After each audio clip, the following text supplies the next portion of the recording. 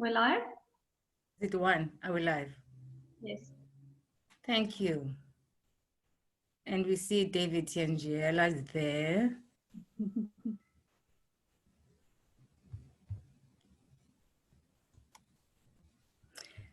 Thank you very much and welcome everyone to this very special webinar this afternoon. I would like to do what is done usually in these webinars. There's a tradition that has been established with our webinars where we invite people to say who they are very briefly in the chat session, who you are, just your name, your affiliation, just so that we know that you are there. And and our speaker can see who is attending the webinar this afternoon. Thank you very much. Some important announcements about the Q&A session. Please, when you have a question, write it out on the Q&A section and not on the chat section. Otherwise, if you do that, we won't be able to read your questions. I have a group of people working with me here this afternoon on this webinar. We have, some of you may be familiar with Landi Meireng, who is behind the scenes. That slide which says studies in historical trauma and transformation, that is Landi behind it. She is responsible for setting this up and for making everything work for us. So thank you, Landi. Then Kim, you are very familiar with Kim. She's chaired these sessions for us from since March when we went on lockdown. So thank you, Kim. And Kim will also be helping with the Q&A session. She will read your questions, and Landi will invite those of you who want to enter the room. You will be invited and elevated. I think the name is promoted to a panelist if you want to be seen rather than to ask the question only in the Q&A in writing. I am very happy to introduce our two speakers today. We have obviously our main speaker and the author of this book, Dust. And Thando Njovane is a lecturer at Rhodes University. She'll be responding to Yvonne's presentation after she has talked about her book. Thando, we first encountered Thando when we invited her to Historical Trauma and Transformation as a guest to spend a couple of days with us. She dazzled us and really inspired us with the way that she was looking at trauma, at historical trauma, and just her reflections on where we need to go in terms of thinking about trauma in our context, moving away from the very canonical understanding of trauma and helping us to think through the idea of historical trauma in the context of literature on the continent. And this is why she was the most appropriate, we thought that she would be most appropriate respondent to Yvonne's book. In fact, she has already published a journal, an article length, full article length, in response to Dust, the book by Yvonne Owuor. And she is a teacher at the Department of Literary Studies at Rhodes University. And she's really inspiring young scholar that we should watch. So thank you, Thando, for joining us today. It is my absolute pleasure to welcome you, Yvonne Owuor. Yvonne is a very well-respected scholar, academic, thinker, intellectual. She's counted among the most important intellectual thinkers in her country. She has traveled with envoys, with some of the scholars in a country to other countries to consider connections across the continents, across countries, you know, scholars in the diaspora working in this field. She's represented a country in very important ways. For us at Stellenbosch University, what is most important for us, our claim to fame, linked to Yvonne's academic and scholarly work, is that she is a former fellow at STIAS, the Stellenbosch Institute for Advanced Studies.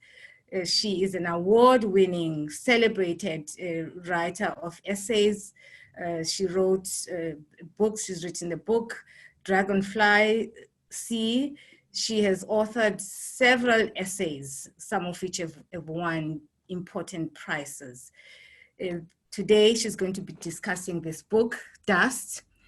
Reading the reviews of the book, of a book, is really tantalizing.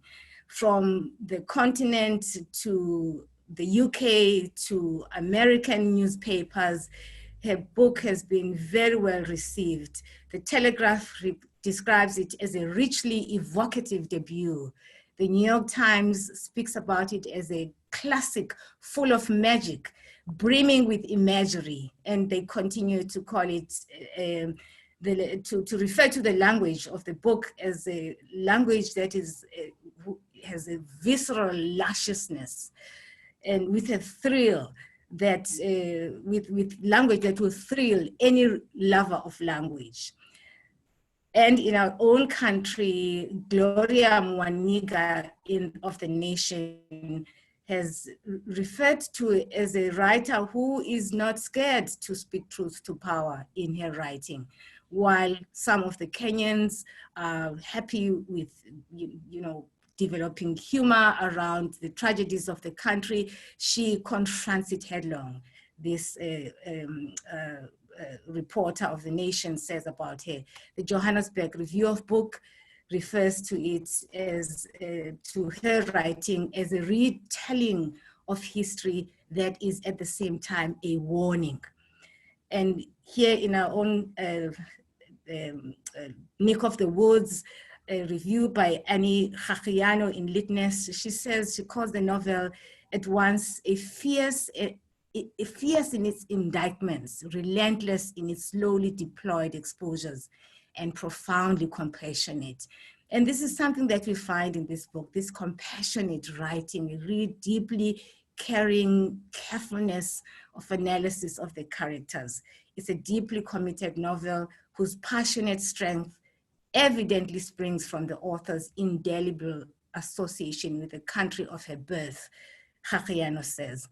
And so this is very important for us, this idea that you are clearly connected. This is a story that connects you. It's not just writing a book, it's something that you intimately feel very intimately. And so I want you to start off with, to share with us, what is this book about? What is the essence of this book? Maybe, I know you're gonna be talking you know, more extensively. You've prepared a presentation for us, but perhaps just share with us, what is the book about? What, just so that readers can at least have an opening into the discussion. Thank you so much for this beautiful introduction. I am extremely humbled. I want to shout out to participants' names that I've recognized, and to each and every single one of you. Thank you for inviting me into this moment. Humla, what is the book about? It's strange that over the years that question becomes a little more difficult, because the responses from people all over the world, those who have encountered the book, it's almost as if they provide prisms to the idea. When I set out to write the book, on the surface, it's the story of a dysfunctional family located in Kenya, coming to terms with the demons that they have not only nurtured, but have buried and kept hidden. So they have to excavate these demons in order to come to a place of peace or wholeness. But at another level, it's a book that came from my own angst and question about the journey, the terrible, terrible journey we went through as a country in the thing we call the 2007-2008 post-election violence. So it was for me as a citizen of Kenya and a citizen of Africa, a way to make sense of our madness and to in a way reclaim the country I love, the place I love, even with its wounds, even with its craziness. You know, what I find so fascinating about this book is that the story that you write, I mean, the transgenerational violence from the colonial times to post-colonial times to the present time, this is so typical of our countries on the continent, you know, this transgenerational violence. And what I find most powerful for me is that it's a message, it's, you know, as the Johannesburg Book of Review says, it's almost like a warning that these histories of violence are carried over from post-colonial to the current periods. And this is what we're dealing with even in South Africa. Were you deliberately making these connections with other countries on the continent as you were thinking about this book?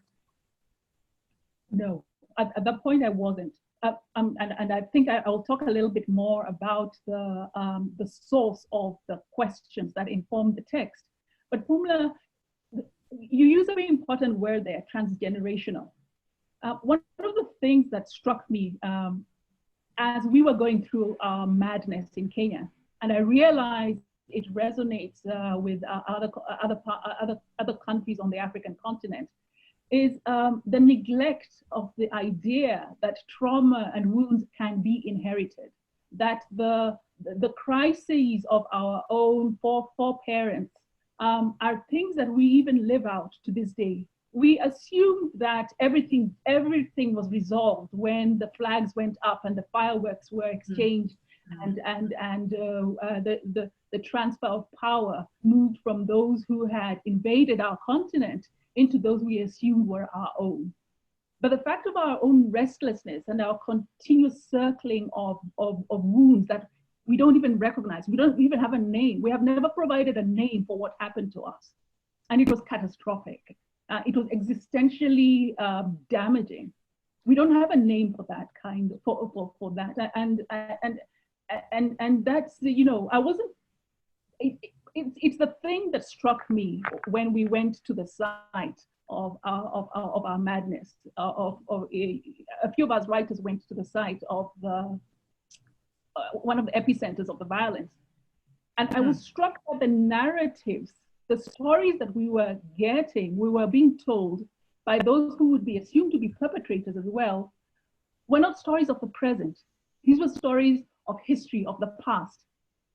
And the notion that wounds of the past that are unresolved, unnamed, and buried, or even renamed, unless they're confronted directly and truthfully, even through the pain, will live on. And they will live on. And that's actually what then informed part of the framework that becomes the book does.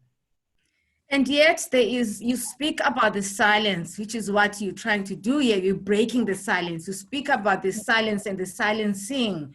And there's a moment in the book where you say, after the murder of Tom Mboya, the languages of Kenya were English, Kiswahili, and silence. And then you say, almost like in the style that you write, and you say, and then there is memory. And so that even though there is silence, there is memory where people can actually speak, as you say, you know, about these pains. And in an act of coincidence, it's very interesting. Somebody on Twitter has just uploaded footage, Reuters footage from Tom Mboya's funeral, Tom Mboya's death. And there's incredible commentary that has emerged from that. And this happened this morning. I don't think anything is coincidental. But it's that thing you say. It's the idea that even though we can even take oaths of silence and swear that we will never speak of the trauma, of the wounds, of the terrible things we have done to one another, there is something that does not go away. And my own, in a way, when you refer to what you call it, the breaking of the silence, this was my own protest. My refusal to collaborate anymore with the silences that my country, Kenya, we're very good at silences. And we even have phrases like accept and move on, assuming that the horror we have surrounded ourselves with will go away just because we keep quiet about it. There's a beautifully moving, very short passage, if you please allow me, on what was left after the killing of Tom Mboya. You say, this death created a fissure in the nation, as if it had split apart its own soul. The funeral cortege was more than 2 kilometers long, a wailing nation lined up on 300 kilometers of road to touch the passing hearse. In the silence of everything else, after Mboya, Kenya's official languages, English, Kiswahili, and silence, there was also memory. And so I would like you now to share with us, what does it mean to be human when you have this kind of tragic histories, tragic past? How does one live as a human being with all of this history? Okay, so would you like the slides now? Yeah. Or just a conversation? Okay. Yes, please, yes. I have to find that. Can you see me?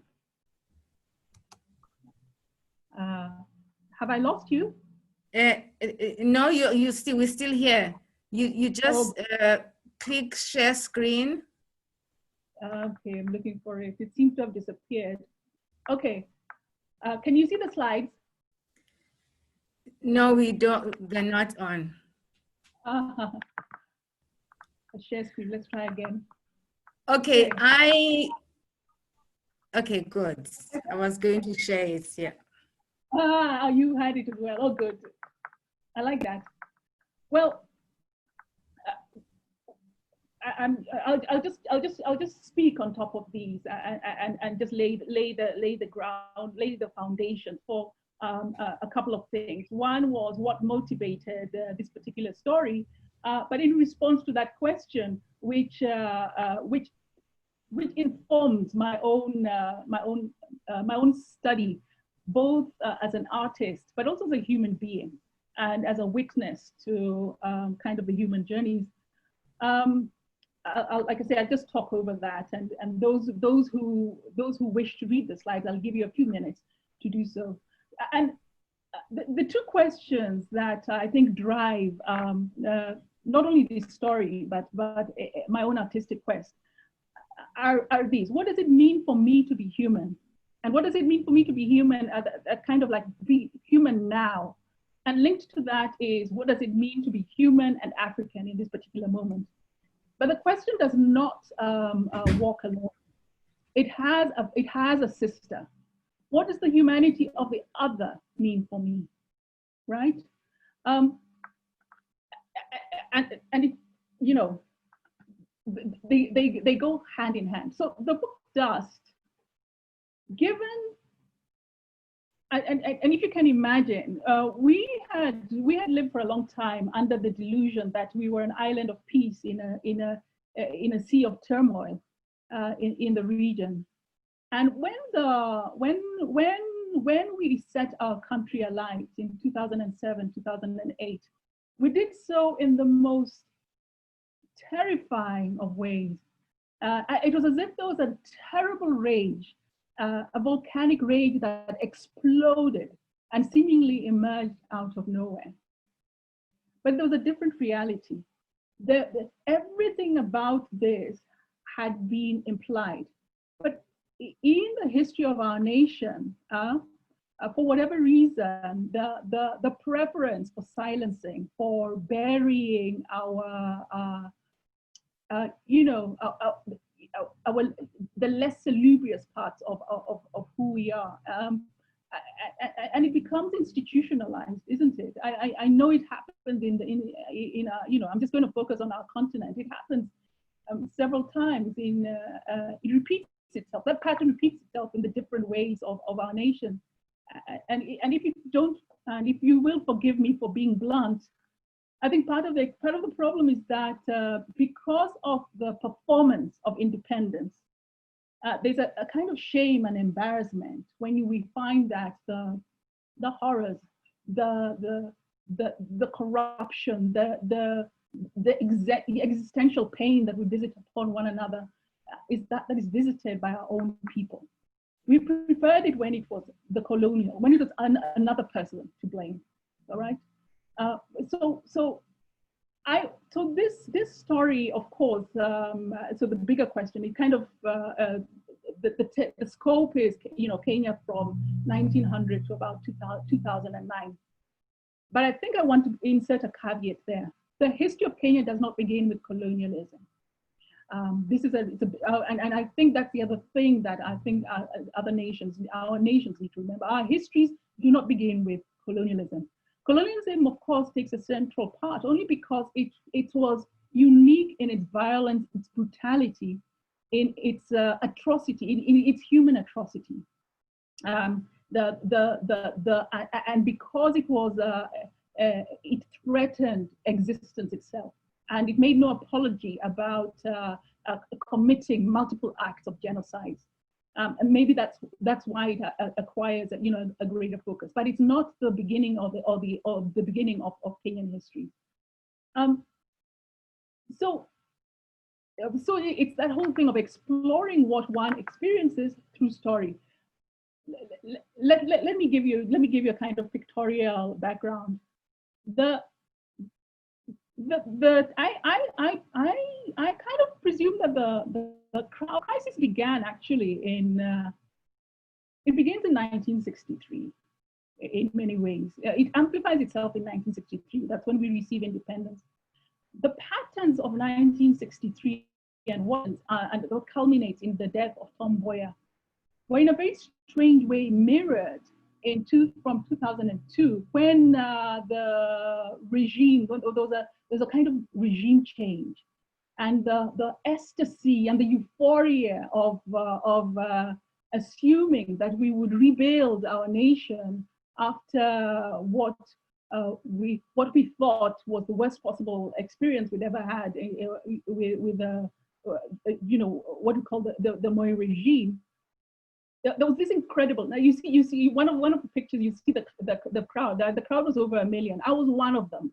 I was one of those who I could not stay still. I was one of the millions who walked and because there were, you know, the roads, there was, you know, traffic was back to back. So I walked 5 kilometers in order to be at Uhuru Park. I was one of those up the tree while somebody below the ground held my handbag. To be in that crowd was this sense of we could be anything, and we could do anything, and there was this incredible, and we felt as if we were, you know, we had won the greatest lottery of existence. I cannot convey to you just the power and the sense of being there. A lot of our faces were painted with the Kenyan national colors, right? You know, so there was this expectation, and you remember that time, I don't know if you remember it, but at that time we were regarded as the most optimistic and happiest nation in the world. So that's the framework for the moment. The president who was sworn in at that time, Kibaki, he had an accident. So the campaigning for his position was done by everybody else at that particular time. So like I said, you can imagine for that moment, we felt what it meant to be whole and Kenyan, and we knew we could reach, we were intergalactic in that particular moment. And then something happens, the in-between season, where the expectations of the nation, the 2002 change, were, if you want to use the word, were betrayed, were simply betrayed. The preferences for the old ghosts, the ethnicization of positions, the refusal to acknowledge what everybody else had done, the privileging of certain people, of a certain clique of persons who were never really involved in the kind of push for change. I think part of what I still remember is the sense of betrayal when a lot of the activists, the social activists and the justice activists, once they acquired positions, became people they became the very people that they had fought against. The corruption, the ethnicization, the contempt. It was a kind of if you can imagine, the erosion of the joy, and a kind of depression, that a national depression that seeped into the collective. But it came because of the euphoria. But what I found fascinating, speaking to the older generation, people like my late father, was that as much as they had allowed themselves to believe again that this was a chance for the country to realize its great potential, its great dream. And in a side note, let me say that we believe we're exceptional. Kenyans always believe we're exceptional. We assume we'll win the marathon anyway. We'll assume we'll finally get to outer space. Merely, other people are merely placeholders for what we will achieve, right? But the fact that we never reach, we always fail, we always fall, and we fall without excuse, and we fall for the most banal of reasons: tribalism, ethnicization, a kind of a collective envy of excellence. The most banal of reasons that actually devastate the spirit. So that's the in-between season. And the in-between season leads to the 2005 referendum on the Constitution. Now, this was very important for me because this is where the genesis of Dust starts. I remember what I would do is I would walk up and down the streets. I do that to eavesdrop and listen. I say listening to what my people are saying. So I would join the kind of conversation, kind of the people's parliaments on the streets, and listen in. And I was struck that what people were saying was completely different from what the media was putting out. And I remember in one of those kind of street parliament, street conversations, and when I was listening in, and I remember getting very cold, a kind of frozen feeling, thinking, if we do not deal with our silences, it was a thought, if we do not deal with the silences and our ghosts, we are going to set our country alight. I was absolutely convinced that we would set our country alight. And you need to understand that it was almost a heresy, because we, like I said, we prided ourselves that, that myth we'd always, like I repeat it again, island of peace in a sea of turmoil, right? And I remember starting to write the book, Write to Dust, and it was almost like it was a polemic, but it was a kind of outpouring of what I thought, and it was at that time writing it as not as warning, as the characters were different at that particular point. It was more like the country that suffocates itself in silence, and then sets itself and then burns up, without thinking that we were actually going to do it, right? And then the contested election, 2007, 2008. I was in a house, a kind of in one of the suburbs, and I remember the first sound, the kind of poop poop, and my friend said, "That's gunfire." And you need to understand that it's not something that we had heard in the streets of Nairobi, not like that. And that's gunfire. And then that just escalated. The sound of gunfire dotting the city. And it was terrifying, terrifying.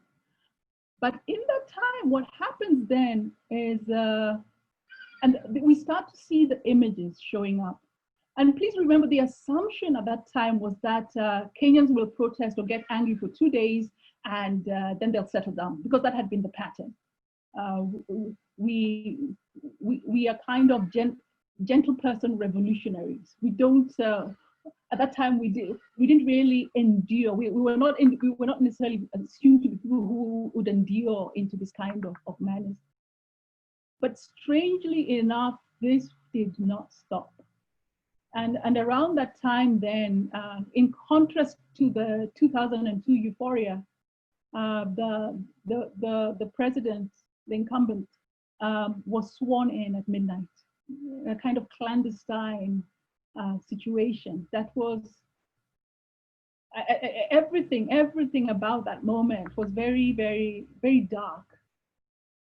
And it does not end, the violence does not end, and it escalates, and we start seeing the terrible, terrible images. I didn't include those out of respect for the human bodies. I refuse to, the preference for showing African bodies, Black bodies in distress is something that I kind of object to. But yes, but they were, if you can imagine, the worst possible human habits. And the people doing this were, if you want, people you know, people you'd interact with. A kind of strange madness seized the nation at that particular time. But again, what is interesting, in conversation with some of the elders, and in this case, my late father, because we kept saying, Daddy, peace, we need to work for peace. But I was struck by his, it's not even a satisfaction. I remember him saying, this is for Tom. And this is like 40 years later, right? And then you start to ask questions. And it is at that time that we learned that even our family was displaced in 1969 from the home we had in Limuru. And I kept asking, why is it that these conversations have not been had, right? That if these patterns have existed, how was it assumed that these things would not reoccur, right? And so what happened then also at that time, in the moment of angst, what happens is the late Binyavanga suddenly shows up at the gate here. Actually, but before that, some of us had gone to the different places where efforts were being made to restore peace and sanity. And it's now where people like Dr. Gracia Machel and Kofi Annan, suddenly the rest of the African continent becomes very, very important to help us find a way back to sanity. But also at that time, Binyavanga showed up at the gate in a taxi. And what he had been doing was going around to collect writers. And basically, I'm trembling on the other side of the gate, and he says that you better pack your things, we are going. The country is alive, and you're not going to sit down. You're not going to sit in the house and be afraid. We do not have the privilege of that. And we were rather foolish and very naive. We were 2 cars on the road to Eldoret in a national highway. We should have asked why we were the only 2 cars. And we ended up in the place, these are the images from Christ the King Cathedral, where the late Archbishop there, Bishop Correa, had gone round kind of at the height of the madness, just armed with a rosary, collecting frightened and terrified people. And they'd walked through the night, and it was the only kind of encampment that was created. And please remember that at this time, the so-called government, everybody who had, people had been dying for, was nowhere to be seen. And I think to my own disappointment is the realization that a lot of them were quite willing to let the country burn to the ground for their own particular interests. I think that was the first kind of disillusionment, the understanding that leadership is not necessarily linked to vision or care of the nation. And that was the first disappointment. The second disappointment was to go to Christ the King Cathedral and find the most ordinary heroes, the former general who held back people who, a gang who were coming in to kill others with a single gun, just a single gun, and he simply said that before you reach them, many of you will die. So this, by the way, one of the things we need, I want to emphasize is that the narratives of heroism, by the way, remain still invisible, by the way. They still remain invisible. Maybe we can revisit, we can explore why they do that. There seems to be a preference for the narratives of horror, of suffering, of villains, right? Anyway, so I go there, and what do I find? I find, and I use the word again with intention, I find my people. I find my people looking bereft and bewildered. We show up, and we're the first people to show up from Nairobi. And an elderly man, one of those dignified guys who you can see has washed his beautiful coat many times, comes over and says, "You're from Nairobi." And he says, then he says, and very respectfully, which was heartbreaking, he says, please tell the president that we have not eaten. Please tell them that we are not able to go to our houses. We didn't have the power for that, but it was so terrifyingly heartbreaking. You met the children. There I am, but here are the children gathering. They were being fed by well-wishers and mostly by the bishop, who was not asking for much. Here's some more images. I still remember an old woman. All she had escaped with was one slipper and her cat. That broke my heart. That was the moment that broke my heart. A gray kitten, and you can see, and it was in the look. It was in the eyes of my people. It was at that moment I thought, I will never be a party to the silences that kill. I will never, ever, ever be a party to that. Not in my lifetime, never again. What was also interesting was conversations had with those who would be assumed to be perpetrators. There was a church that was burnt there called Kiamba. And one of the conversations we had with somebody, I mean, we were, like I said, we were very naive, going around asking questions and saying, what happened? It was very interesting that the ones we spoke to said, how is it right that people can come in to our homes and change the name of the place, right? And I'm thinking, how come this had not come up before? Right? People have lived for 2 generations together, and yet the resentment, and the ones who were saying these were young men. I say, okay, so the idea of, it's not just trauma that's inherited, but there are hatreds that are also inherited and passed down. And it's part of it was part of my protest, my rejection now of the silences, of the things, of the horrors, of our pain, the habit of enduring that then shows up in these terrible, terrifying explosions later on. Some more images. As you can see, people were bewildered. And I think that was the thing, the bewilderment of faces, the helplessness. And I remember I cried a lot. But it also at that moment, meeting some of these faces, and you'll see one of the girls there, actually this girl, just looking into their eyes. I think that was when the characters for Dust emerged. This was kind of where the characters for Dust emerged. And well, some of the questions that then emerged, when you see, when one witnessed to that particular moment, was the struggle at that time was the struggle to understand how do you find a way back to wholeness when you're degraded, demolished, destroyed, dehumanized, and when relationships are broken. How do we find a way back to wholeness? Is that even possible, right? And at that moment, I was the terrifying language, the grammar of hatred that was even in the press and in the in the radio, the grammar of disgust by even friends, people who used to be friends. There's a terrible destruction of the spirit, and frankly, to this day, relationships have never been fully restored, not in any way.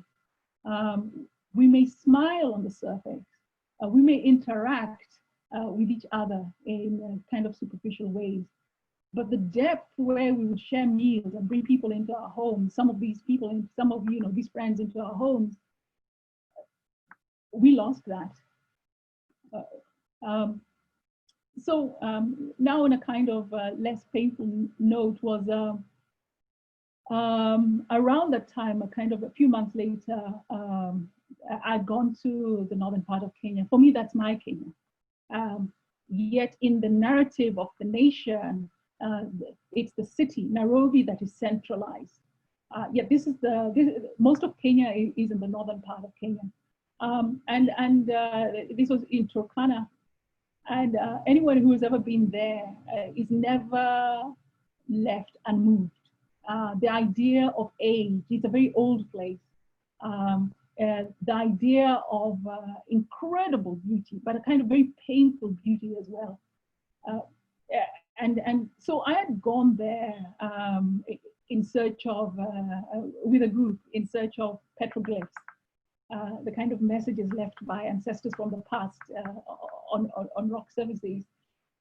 But it was an incredible sight and a very humbling place to be, because it is grand and you have a sense of its age. You cannot deny that something ancient lives here.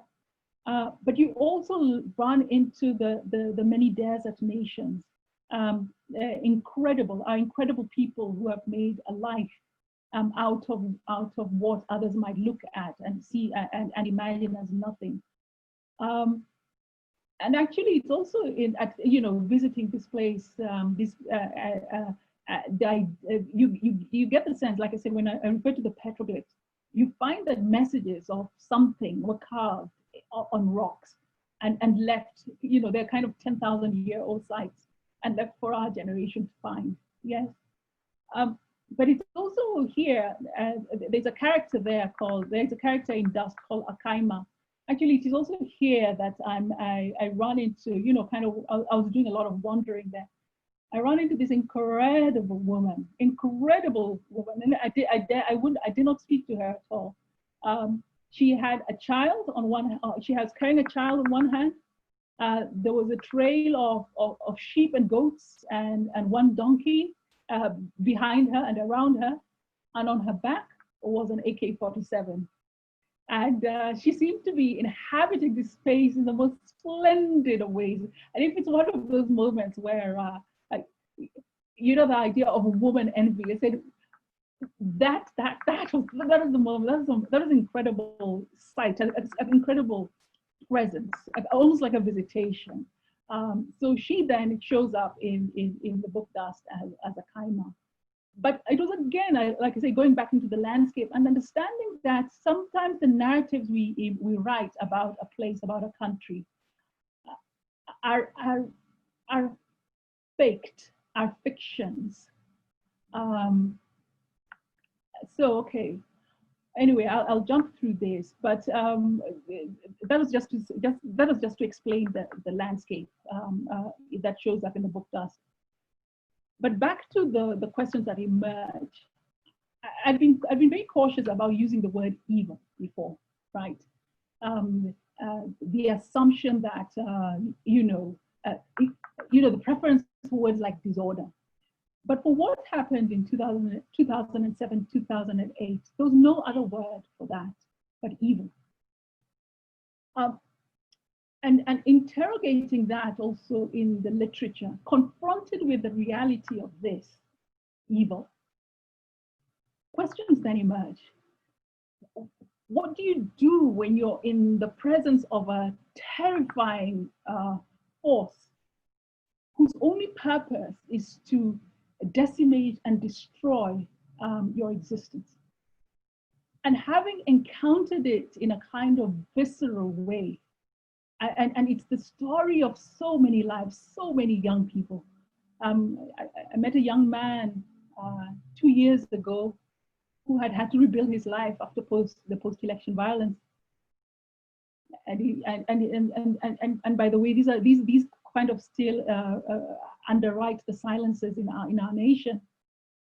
And if you can imagine this young man as just kind of casually saying, you know, we could only bury my mother's head, right? We could only bury my mother's head. And part of his search has been to find the rest, to look for the rest of her body. So there's no other name for that kind of thing but evil. How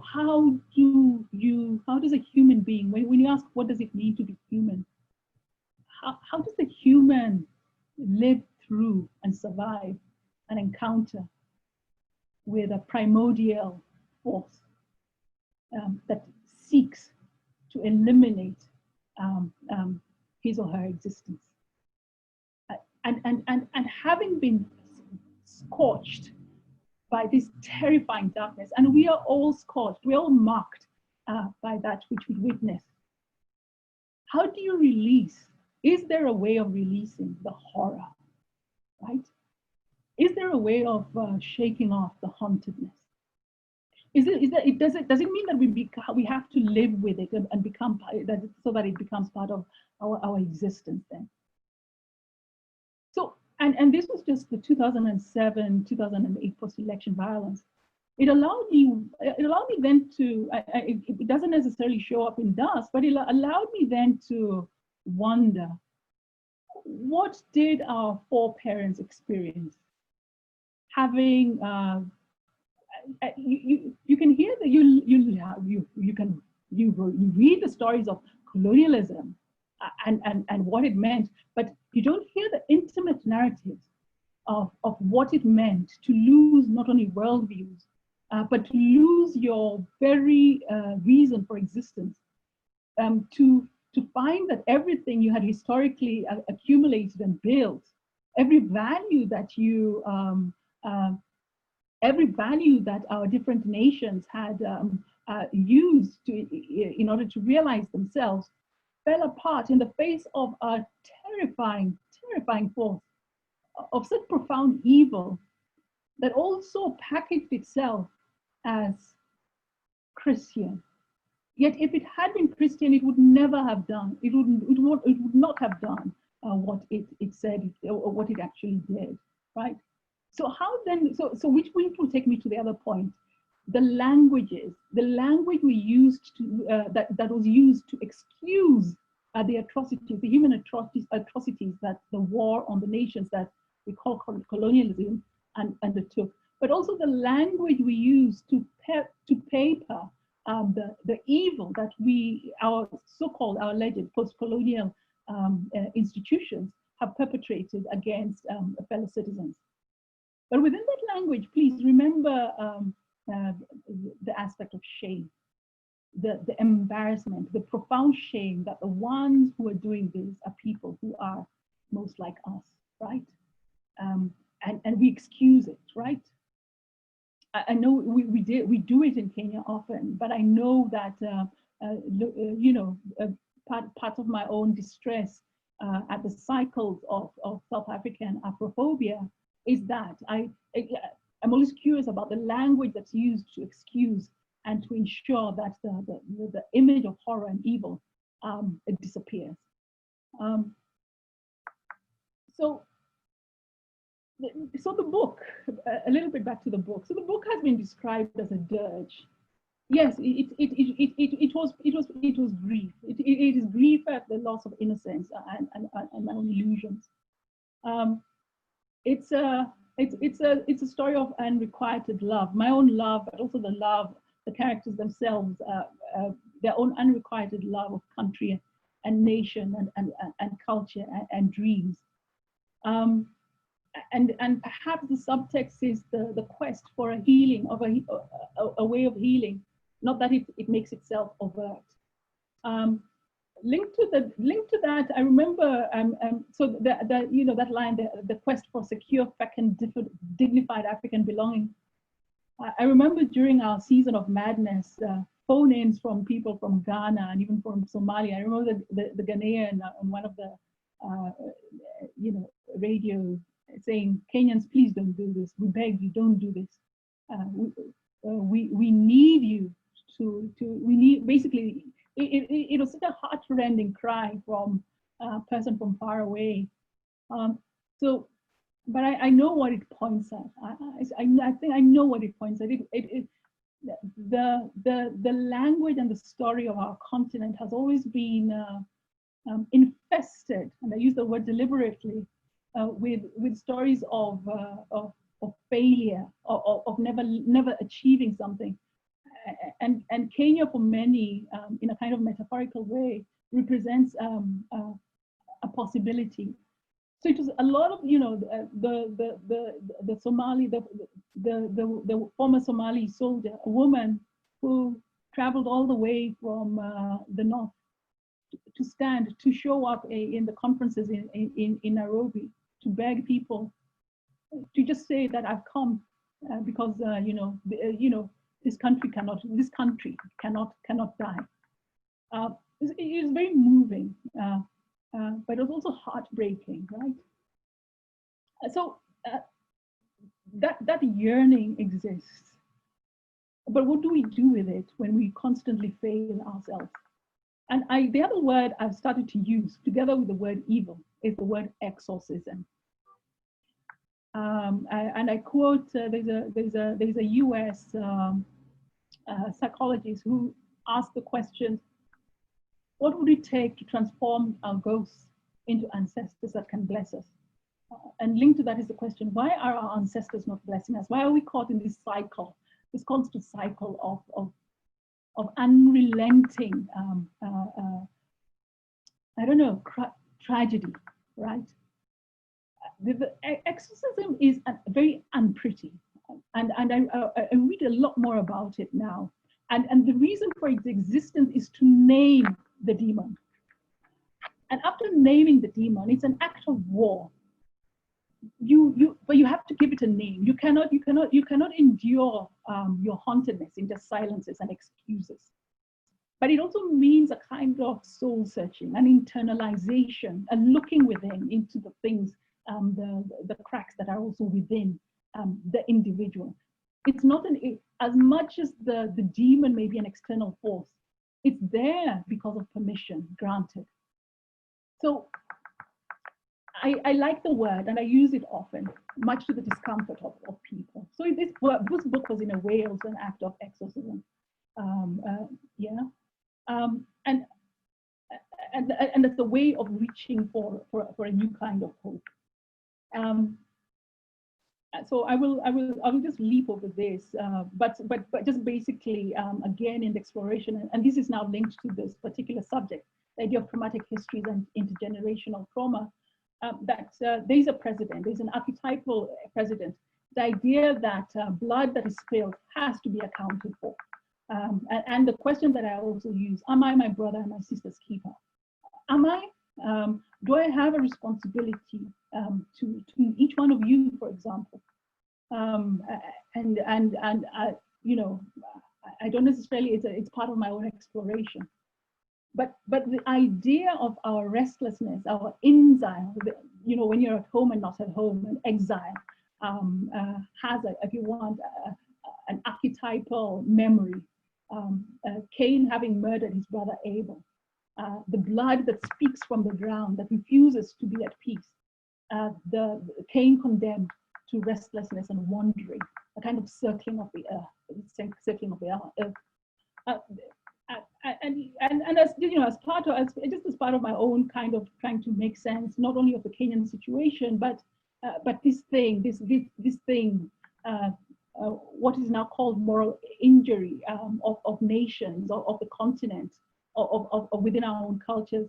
A lot of these were ideas I got from Edward Tick's War on the Soul.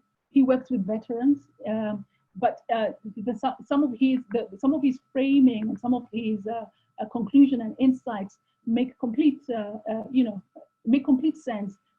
in looking at our own kind of situations. These are some of these themes are things that you'll find. Or some of these ideas are also from Scott Peck's what do you call it? The people of evil, the people of the lie. Again, it's amazing how some of the things he has to say has complete resonance to the situation we also find ourselves in this in our continent. Yeah, so I mean, this is a quote from Edward Tick that identity disorder, the soul wound. How do we find healing? What must we do?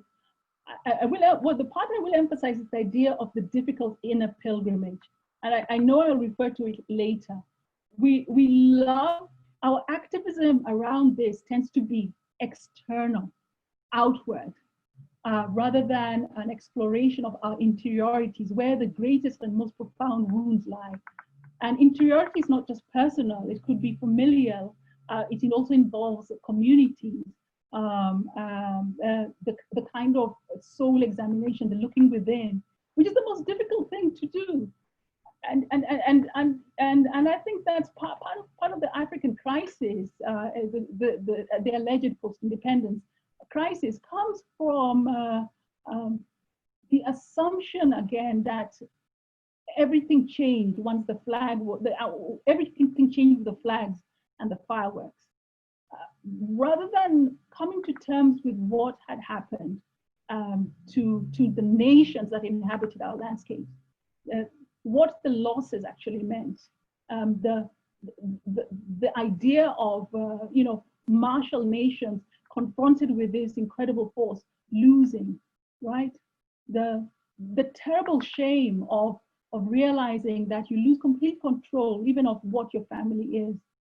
You can just imagine what that did to the human spirit, right? So again, like I said, I think I've referred to it. So these are some of the things that the dust looks at. Each of the characters have to go through both an inner and physical journey, and they have to wrestle even unto death with the things that haunt them. At least in literature, it's easy to put characters through this, but it's another thing when we're asked to refer to our own selves, our own particular journeys. And the idea of looking for answers, not in right or wrong, it happens in the story. I wasn't necessarily looking for it, but looking for answers in the what people call the transcendental, in what is good, in what is true, in what is beautiful. And wondering if part of healing, and this is kind of what happens in the book as well, is part of the healing may involve a scattering, a leaving, to return to another kind of place, so that space is created for the future. So yeah, like I think I referred to it, activism tends to be external rather than exploring the within. And this is where the greatest devastation takes place, in the soul, in the spirit, in the heart, in the things that we don't necessarily have an easy language for. And that's, I think, academia with its, with its suspicion of the effect, perhaps doesn't have a space, has not yet really created a space for that kind of, well, you are all, of course, different, but the space for the study of the internal, and it's subjective. I'm not necessarily convinced that the human can be objective. experiences, encounters, histories, life histories, all serve to create something distinct and unique. And I don't think there's anything wrong with that. Yeah, so that's kind of the nutshell of it. I think if there are any questions emerging after that, I will be more than happy to explore some of these with you. Thank you for that. Thank you for listening. Thank you very much, Yvonne. So much you've opened up. Your book itself does that, but your talk even more so. We will cover that during Q&A, but I want to invite Thando now to respond. But before Thando, please, I just want to acknowledge that all the people that you've sent your hellos, you really are from all over, people from the US, these people wake up early, people from France, from Canada, Zimbabwe, Nigeria, of course, your country, Kenya, I mean, in the US, not from the East and the West. Really wonderful. And in our own country, from around the university, from around, the country, universities around the country. I do want to mention one a special colleague, because so many of the young voices you will hear, we hope will hear during Q&A, have been mentored by him. My dear colleague, Professor Becky Verts, and he is here today, and so many of these young scholars sing his praises. So really, in fact, they're reading your book next week. So we're very delighted that he is here, and others that I won't mention. Some of the young students, they will. I hope they will also come up after Thando. Thando, we are at 1 o'clock, at 5:05. So please try to keep it in 10 minutes, please. Please do that so that we can have a conversation. There's other fewer comments afterwards, but please try to keep it. Please watch the time and keep it within 10 minutes. Okay. Thank Wonderful. you. Very much. Thank Thanks you, very much, Yvonne. and Landi and Yvonne. I'm very struck by how much Dust is a novel with a hell of a lot of heart. And I tend to call it a lyrical love letter to Kenya and its peoples.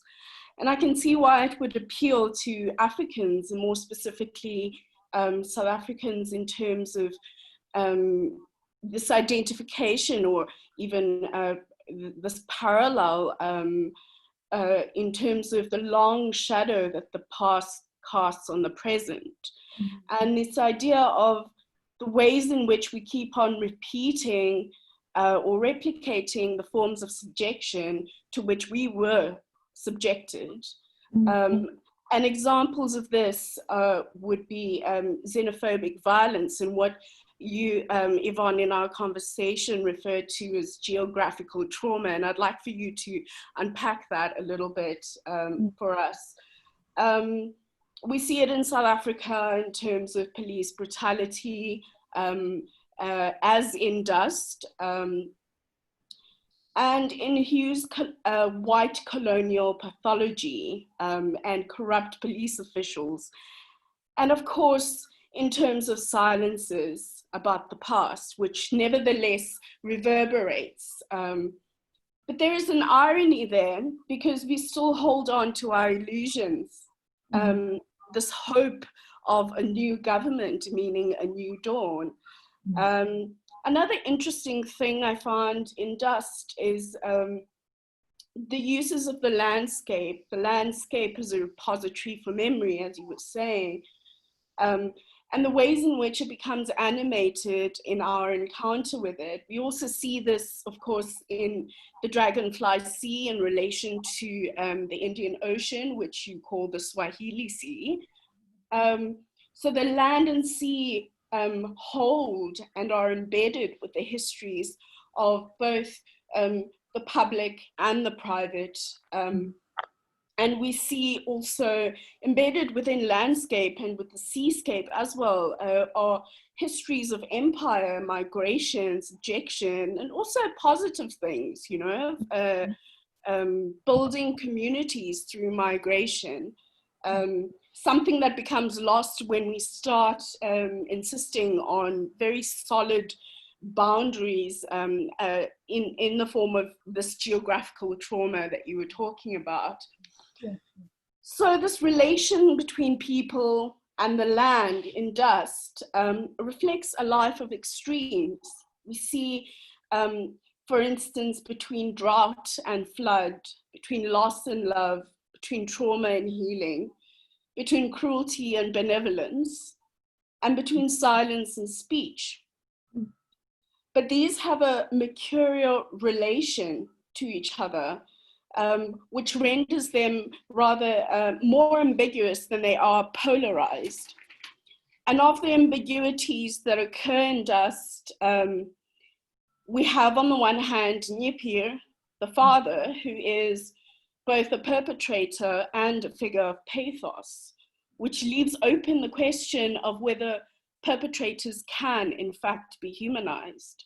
And that's work that Pumla does in her book in Human Being Died That Night. And secondly, Nakai Ma, the mother, her madness and wandering, which is clearly a response to trauma. So she's rendered incapable of parenting her daughter.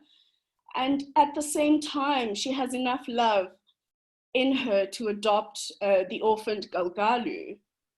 So I would say that the most prominent feature of this ambiguity in the novel is between art, trauma, and healing. And we see this with Ajani's art, which is juxtaposed with Hugh's art making. So while Ajani's art is kind of clairvoyant in nature and kind of a way of making meaning, because she struggles with language, she stutters, she can't quite get the words out. So, but she's also in touch with a past that she was never really part of, in the sense that she's able to recreate an image of her father's father and brother who were lost way before she was even born. So there's a sense of reaching back into it. And this is juxtaposed with Hugh's way of making art, which is rather indulgent, with heavy brush strokes and kind of very violent. I don't find anything redeeming about him. He's the worst. And then we have Ali Didahada's songs. Akai Ma appears to fall in love, really, for the first time with Ali Didahada. And so there's a relation there between the songs that he asks her she asks him to sing to her, and the establishment of sort of healing and the redemptive possibility that love creates, right? And Yvonne, we've spoken about camel songs in relation to this, so I would really love for you to share that here. So this relationship between art and trauma and healing seems to suggest the need for a certain kind of vulnerability. And that's a very difficult thing to work with. How can we contend with the traumatic by making ourselves more vulnerable, right? And then lastly, my last point would be your call for exorcism and healing in the face of the traumatic, what you call calling in the future, seems to be a challenge for us to imagine how we might live with the shadow of history and trauma and still flourish. And what you call, which would require us to become cyborgs. And I like this conceit in cyborgs, which is psy as in psychology and borgs as in Cyborgs, yes. Yes, to become cyborgs. And I would really love for you to say more about this, Yeah. and what it would entail. So inherently, the crisis seems to be one of the crises that you identify within the African continent as a whole and within Kenya is a crisis of the imagination. And so my questions are basically around the imagination, creation and vulnerability. And that's it for me. 10 minutes. That is wonderful. Well done. I mean, well done, both in terms of what you said and in terms of keeping the time. In fact, we have 3.5 minutes for David Yangela to say something to Yvonne. I just want to tell you, the audience, that David studied and wrote a thesis based in part on Yvonne's book, Dust. So David, could you beam yourself into the screen, please? He is right now based in Kenya, right? Yes, Prof. Yeah. Thank you very much. He studied at Stellenbosch. He did his PhD at Stellenbosch. So this is wonderful for us rejoining with you. So please, you about 3 minutes. Yeah, please. Yes, thanks. Thanks so much, Prof, for welcoming me to this webinar. And it's a great conversation, and listening to Yvonne and Thande talking about this particular novel is very encouraging for some of us who teach the book to our students here who have experienced those histories. And actually, when Yvonne was talking about the hope that was dashed later, the hope that we as Kenyans experienced in 2002 when there was a regime change. And then a few years later, we were crying. You know, that one touched my heart, and it really moved me, you know. And while teaching this particular book to some of our students here in Kenya at our university, they are really shocked because the kind of stories that we have been teaching in our classes about Mau Mau, they portray Mau Mau fighters as martyrs. And suddenly, we have a book here that tells us that there is something more into this particular war. That the war that has been changed over time, okay, to seek for blood instead of us, as much as we wanted to celebrate together that we won victory over colonialism, but the story has now changed, okay, into entitlement, into ethnic victimization. And now here is a novel that comes up and tells this story, you know, breaks the silence without any fear, without, you know, that one really shocked me, because when I was reading, I wondered, really, will this book not be censored in Kenya or something like that? But so far, so good. I really have enjoyed listening to Yvonne. I remember last time when we were at Stellenbosch, I asked her when she presented this in a ACLA's conference, that is there no hope for Kenya? Because at that time I was reading the novel and I was seeing that this is a country that is shattered completely, because the things that Yvonne was evoking are the things that we see, okay, are the things that we experience daily. That for us to appear patriots, we have to keep quiet, you know, we have to pretend, you see, so that we look like we are civilized or we are patriots, we love our country. But here, the book challenges us to talk about these things, okay, to dissect, like dissecting someone who is sick, okay, a surgery, so that this particular problem can be dealt with. So for me, the novel by Yvonne is different in the sense that it has that sense of urgency, that we are not just writing for the sake of entertaining, but it's writing with purpose. Of course, every writing is with purpose, but here there is a sense of urgency that everyone feels, okay?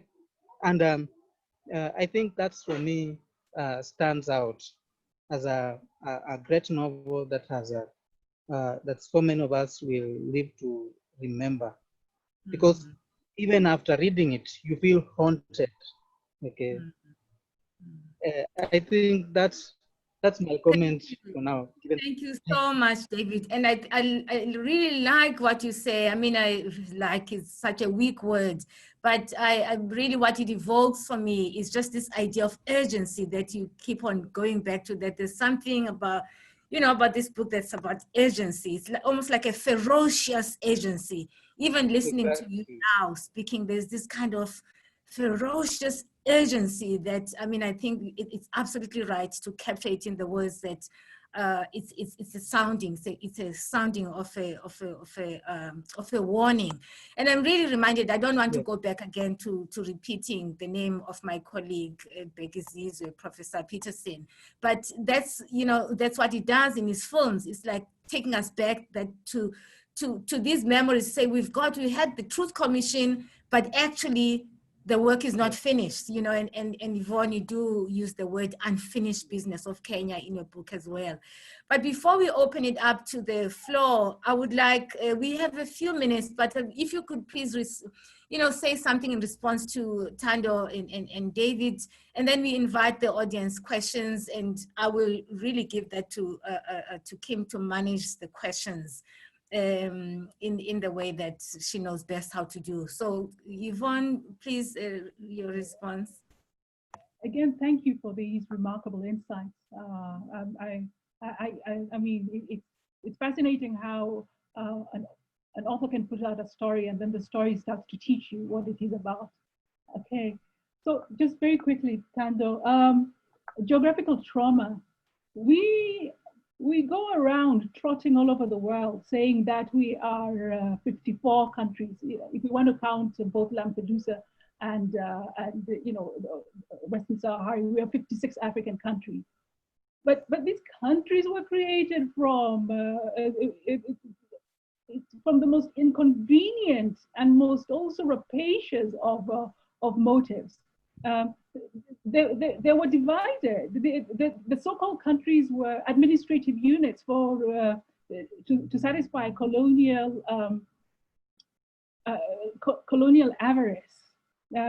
These were economic units so that each of these truly greedy powers could draw from the resources for the benefit of their own nations. The fact that as a continent, years later, we have sustained this absolutely, forgive the French, this absolutely stupid boundaries, and then spent so much energy defending the indefensible and sustaining the entrenched, entrenching the stupidity that drew these particular lines is an indictment, absolutely, is an indictment. And yet there's a generation that will die before they lose the particular lines that have separated people, separated nations, separated kind of, you know, cultural spheres that have separated, you know, have separated continuities. And that informs part of the continental restlessness. We're trying to make sense of the continent from lines, geographical lines that make absolutely no sense for the most part. That is one. The other thing is, and certainly from my own culture, there's the notion that landscape stores, landscape observes us. Landscape is not neutral. Landscape is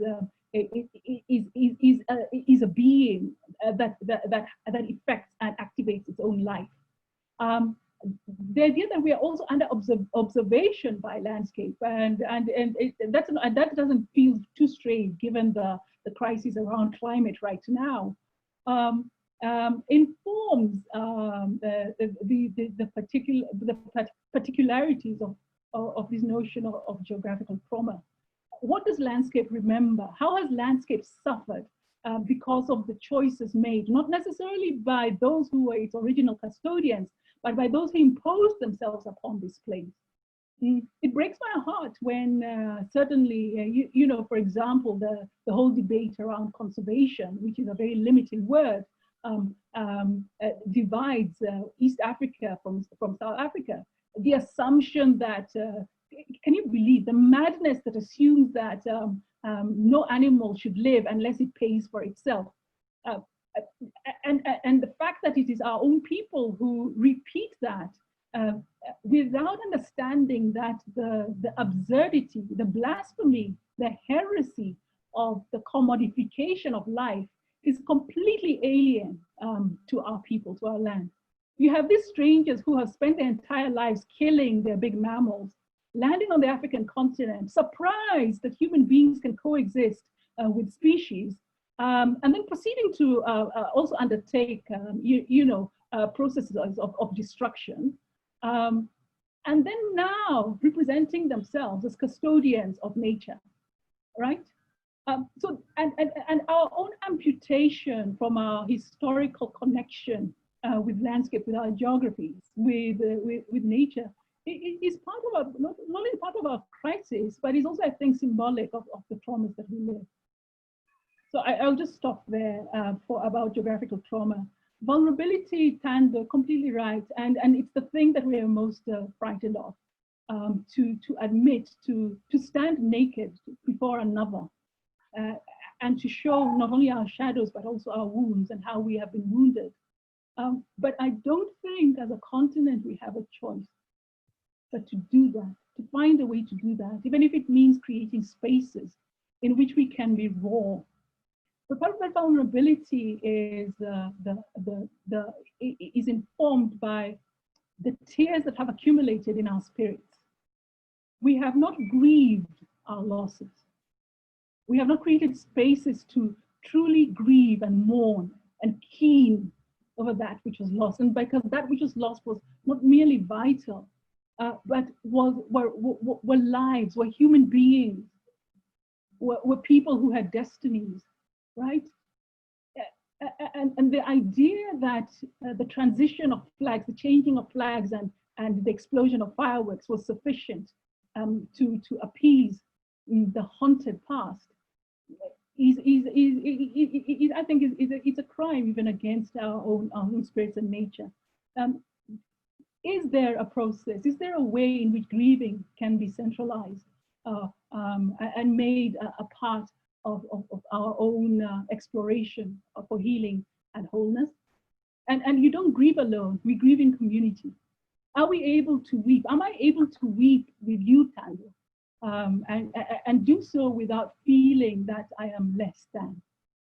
And will you receive my tears? Are you able to shelter the weight of my grief, even if it's temporary, even if it's for a temporary, even if it's for a temporary moment? So we've done, and then urgency, yes. Yes, I think because this book came out of the Kenya moment, and the hope, please, that we would create processes in which we would engage the thing that was broken, our shattered selves. Well, but we haven't. We always find excuses. We shelve the Truth and Reconciliation report and hope that this thing will go away. So that's part of the urgency, not only for the continent, not only for the country, but for the rest of the continent. Camel songs, and yes, I see you smiling. Again, it is something for us to witness, and it's part of the rich heritage of our continent. In the northern part of Kenya, the camel keeper, the custodians of camels, sing. There's a song that is sung to encourage the camels not only to drink, to praise them. And I think there was a beautiful, what do you call it, video going around of a young family singing to a wounded camel, a sick camel. Great songs, and it's not just sung. It's sung over a period of time to encourage him, the songs of healing, to inspire the camel to rise and find and reach for its own healing. And actually, and this is actually where the camel water song, that, as you so rightly identify, that touch. And the people. Yeah, go on. Sorry, you know, in relation to Kaima, it's the people, the desert people in northern Kenya. Or can you say a little bit about that too? They are, and I call them the desert nations deliberately. Yeah, because they are incredible.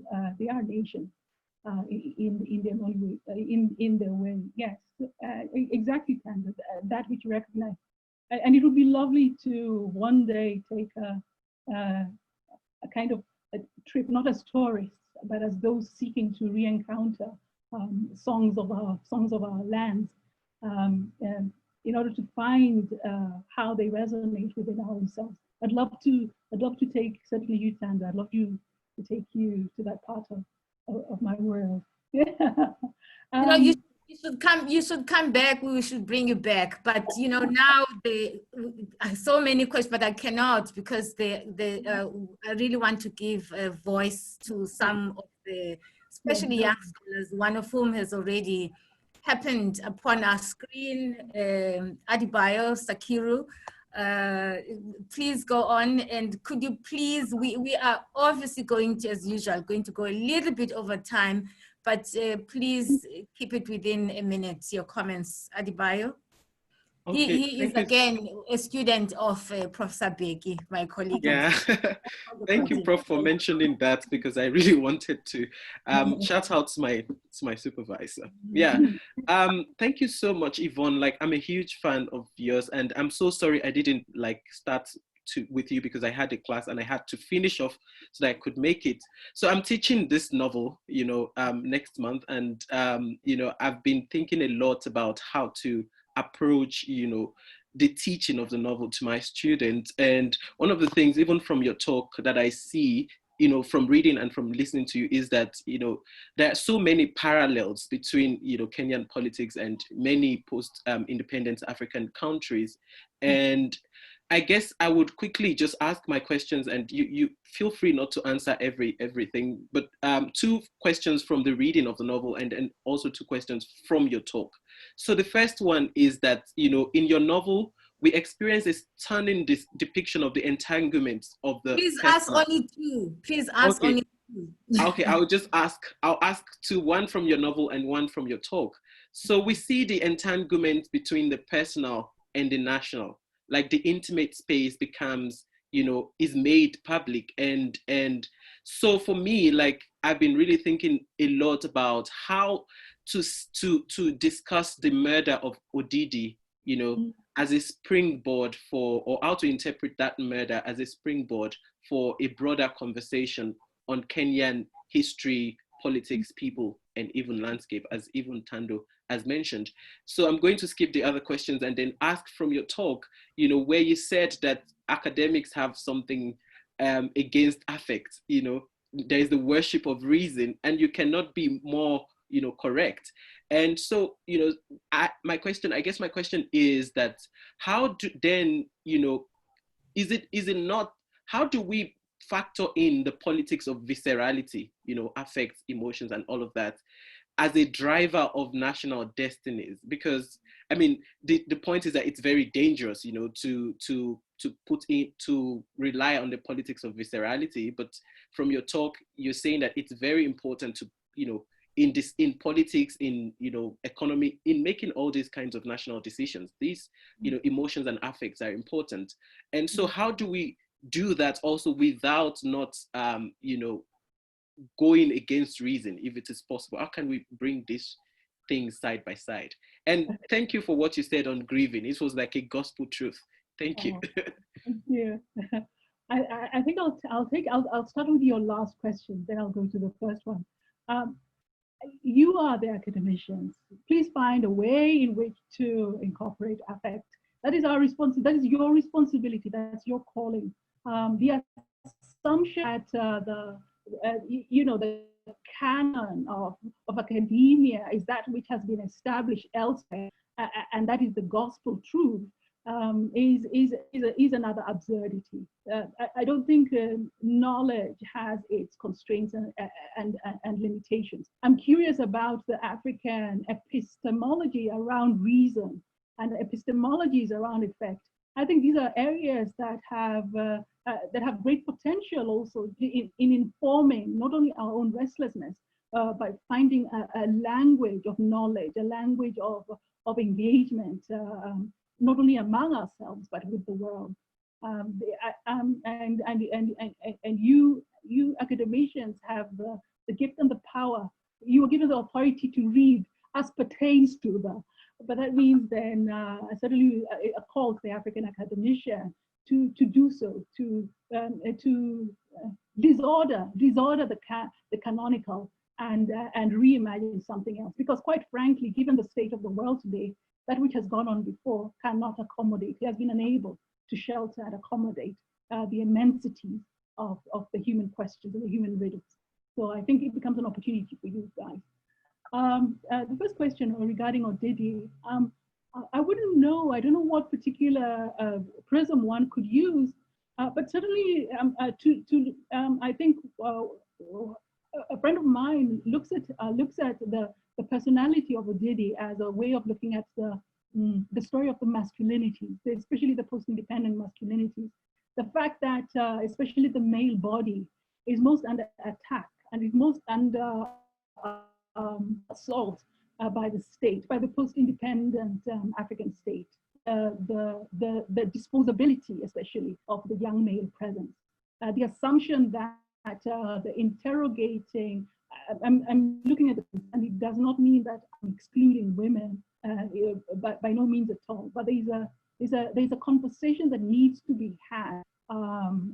In a place like Kenya, the extrajudicial killings target young males particularly, and a lot of that happens, and there's a follow-up of again more profound silences, and it might be a way to interrogate, especially the why, what becomes threatening, that these bodies are subject. This is particularly the African male body is subject to destruction, and the intelligent African male, the Sankaras, the tomboyers, the ones who are then perceived as threats to a particular idea or notion. I don't have an answer, but it might be fun to find out. Yeah. Kim, may I just very quickly, something that the response that Yvonne gave to Adebayo's question prompts me to bring also as part of the comments to the audience, a comment almost as in response actually to Yvonne's call to disrupt for African scholars to disrupt the canons. One comment from another young scholar from Wits as well. His name is Adam Levine. Adam is a postdoc at Wits, also affiliated with Professor Beke's center. He says, as someone who comes from the Holocaust scholarship background, I find reading works such as Dust a significant lens through which to look at how trauma is experienced and represented in contexts outside of those which I'm more closely familiar with. We tend to think of trauma in universal terms, thinking it can be experienced in the similar way across races, essentially saying this offers us another lens, a way of rethinking trauma.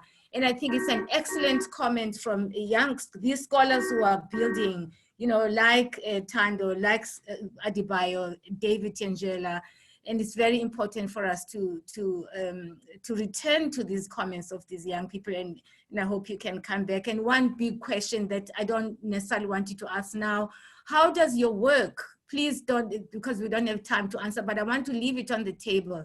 How does when you think about your work and you think of writings like by people like Frantz Fanon, male writers who have become canons in their own right of post-colonial thinking and writing, how does your work speak to that work? And I find it really fascinating thinking about the way that you bring out the violence from a different angle, really driving us to the point of how do we heal and some of the messages that mostly younger people have kind of embraced with Frantz Fanon's work. So I'd love for us at some point to talk about that as well. The, you know, female, a woman speaking about the violence in a country, and a person like Frantz Fanon speaking in the way, using his own approach. I'll leave that to you, Kim. Could you handle all of this, Kim, and close as well? Oops. Sure. Thank you so much to Pumla and Tando and Yvonne. I could listen to all three of you speak forever. But I think we're coming to the end of time. So I was going to be fielding the Q&A. But I think at this point, I'm going to bring things to a close.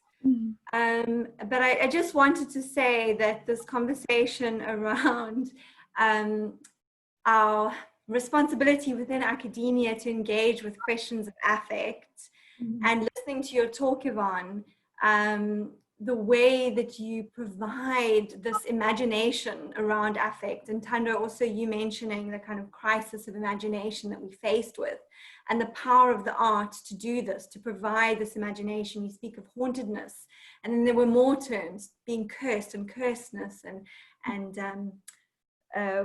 the process when you tend to your ghosts, I can't remember the word now, and the exorcism. All of this imagination is so powerful, and so powerful for us as academics to engage with what it provides for us to think through. And on that note of the power of the arts in academia and thinking through histories of violence, before I do close, and I'm going to thank everyone in the audience, I want to mention that next week at this same, not at the same time, but on the same day, on the 19th of August, we have our next webinar, which will be with Professors Tamar Garb and Deborah Willis, who are also arts professors, who will be speaking on visual politics, navigating violent histories. So it's at 3 p.m. On the 19th of August. So we can continue these conversations around the power of the arts and thinking through these very effective and geographical and multidimensional questions.